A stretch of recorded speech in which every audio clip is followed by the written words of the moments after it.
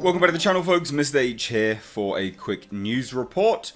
Legendary, Warner Bros, Godzilla King of the Monsters. Is it a flop? This has been long discussed. I've discussed it myself.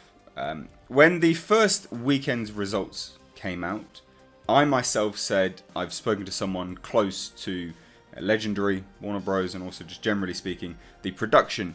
And I was informed by them at that point in time, this opening weekend, as it was considered to be successful. They were happy with that opening weekend. They weren't disappointed at all. So it's interesting. I spotted this, which is an article by Yahoo. Now, Yahoo movies, not the best ever. But they said Godzilla King of the Monsters didn't roar at the domestic box office, but Legendary isn't sweating. Now, look, if you're not going to listen to me, let's listen to them, okay? And let's listen to their sources. So this is an interesting report because it for me, kind of a confirmation bias situation here, but it does confirm or it corroborates what my sources had told me anyway. So it says, Legendary's Entertainment's Godzilla King of the Monsters didn't stomp through North American movie theaters, instead treading to just 49 million in its opening weekend. Only in the States. Remember, it's important. Roughly half of its 2014 predecessor. Now, this is really important, and this is where everyone that's been mouthing off about the Chinese markets needs to realise this. Legendary, founded by Thomas Tull and owned by the Chinese conglomerate Wanda Media Group since 2016, isn't sweating. Because they're owned by a Chinese company. Do you think that the Chinese company is going to accept very, very tiny stakes from the Chinese, theatre stubs, the box office over there? No, they are not. I think this seems to have just flown under the radar for some reason. They cater a lot of their films. They work largely with Toho now, Detective Pikachu. They work with Warner Bros on distribution, but they made this film. This is their film. The production was all Legendary. So for them to be owned by a Chinese company and for most of the money to be taken over in China, it says a lot, to be honest. It says an awful lot. So it says they aren't sweating. The early returns for the film, which had a kaiju-sized budget of 170 million, which is, that's the rumoured amount, which everyone thought it would be in the region of 200 million. So 170 million that's fine. According to Box Office Mojo, the studio is breathing easy because its focus is very much overseas. I said this. And I'm not doing this whole, I told you so bollocks. But I did say that movie studios have cottoned on to the fact that Hollywood is not the be-all and end-all. Everyone outside of the Hollywood bubble realises this, but anyone inside the States and inside the Hollywood bubble seldom realises that you're not the biggest market anymore. China is one of the biggest markets, and as they're owned by a Chinese company, they're reaping the benefits there. So their focus is overseas, where the film grossed a solid 130 million, including the 70 million in China alone. 70 million in China alone. Nearly double. Well, not really nearly double, but a substantial amount more than what it made in the States. So it says, over the past few years, they have been focusing on blockbuster-style films that often see the majority of their box office coming from the international marketplace. So they are literally aiming for that international marketplace, which is good. This is great. This bodes really well because it means the future of the franchise is going to be big, or has the potential to be big. And this is from Paul Durgarbadian. Your guess is as good as mine on how to pronounce that. Senior analyst at Comscore. If you look at the money the films have made, even just the Monsterverse, it's a huge amount of money. There's a huge international interest in these. It's not failing. It's really not failing. And I'm not an apologist. These are senior analysts just saying what I've been saying all along. And they're owned by a bloody Chinese company, for God's sake. The company focuses on IP that's widely popular in the Asian markets, such as the monster, superhero, and animated projects. Yeah, they did Detective Pikachu. So again, super important to realise these things. Legendary co-produced 2016's video game-based action fantasy World of Warcraft, or Warcraft, which, that was with Universal. They made so much money over in China for that. So much money. with which Legendary was a co-production and financing deal. Legendary has a similar deal with Warner Bros., which distributes Godzilla. So Warcraft earned only 47 million domestically, but 386.3 million in foreign territories. And a whopping 213 million from China alone. They like the Chinese market because it's a big market. It is often bigger than the States.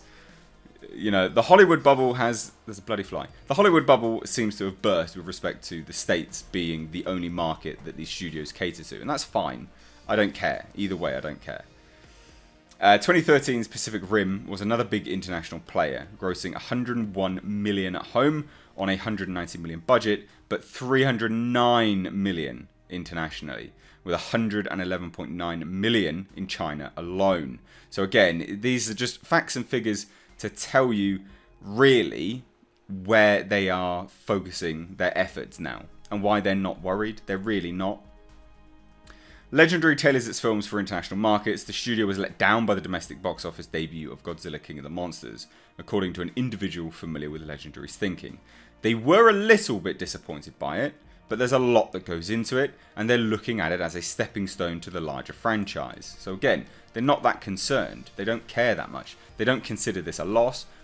I said, would they have been happier with more? Yeah, of course they would. Who wouldn't be? So were they a little bit disappointed? Yes. So they're looking at this as a larger franchise perspective. So the individual close to Legendary said that, noting the production is already underway on next March's movie monster mashup Godzilla vs. Kong, which will also be distributed by Warner Bros. So again, Legendary makes it, Warner Bros. Distributes it.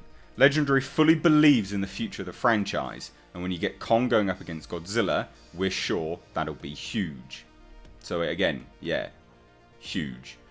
So it says, not everyone buys that the Chinese-owned production company can still breathe more life into the monster franchise. It's difficult to see Godzilla 2 as a success when it opens with nearly half of what the original did 5 years ago. Jeff Bock, senior analyst at Exhibitor Relations, told The Wrap, go big or go home has always seemed to be their mission objective. They might want to consider modifying that to go slightly smaller and stay in the game. Yes and no, but again, you're literally only focusing on the domestic market there. So I can see what these people are saying, because I do see what they're saying. But when it's taking such a large portion of money from overseas, and they keep making the movies. I mean, Pacific Rim, for instance, made most of its money overseas. Why do you think they greenlit a sequel? Because of the overseas take-home from it. It was insane. Bock also doesn't see Legendary as a consistent player in the international film business yet, adding that company executives make too many poor, expensive decisions. Bock pointed to pricey but underperforming films like 2018's Pacific Rim Uprising. Yeah, absolutely, that film was bad, but it had its problems outside of just those level of decisions. It was just a bad film overall. And for a studio that doesn't really produce that much, they don't produce that many failures. If you think about Legendary's roster of movies, they don't really produce that many movies. So for them to take the hits in 2018, 2015, 2014 and 2013, I mean, you're having like one a year, if that. It's not that bad. When we then take a look at, say, the likes of Warner Bros., for instance, and the movies which they've been putting out, and the other studios, we take a look at those movies, the amount of successes versus the amount of failures. Legendary isn't doing that badly. Legendary keeps running into the same problem they've had a lot recently, routinely making flimsy films with all the finest bells and whistles in the business. Legendary films, except when working with top-of-the-line directors, typically lack heart, and that's exactly what makes them forgettable not long after the credits roll. All flash and no distinct flavour will only keep you afloat in Hollywood for so long. That's an interesting point to make, really. I do disagree to a certain degree, really. Just because I don't think that is really I don't think that speaks for every single movie that they've made. I do feel that Godzilla King of the Monsters, although it has its problems, did have some heart behind it, and absolutely delivered on a monster action flick.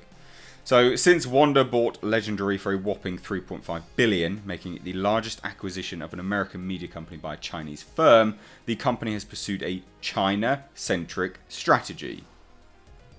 And this is to bypass the country's quota on American movie content. So again, Godzilla King of the Monsters is not a flop yet. It is not. Because Legendary is owned by Wanda and even produces local languages films in the country, it is not subject to the sporadic limits placed on Hollywood films. The current quota allows roughly 34 American films to be distributed in China each year, though some years see more films than that gain a coveted China release. People love the China release. When a movie gets a China release, that's when you know that it's going to make reasonable money, like guaranteed to make reasonable money. Because, again, Chinese market is so big. So anyway, I thought I'd just bring you this news because I think that you will find this interesting. I'd love to hear your thoughts on this. Did you know any of this? Does this rest your mind a little bit easy? I'd love to hear, so please do let me know down below in the comments section. Again, please do, if you're new here, hit subscribe to stay up to date on the world of pop culture and movie news here on my channel, and also movie reviews. Anyway, guys, thanks so much for watching. As always, I've been Mr. H.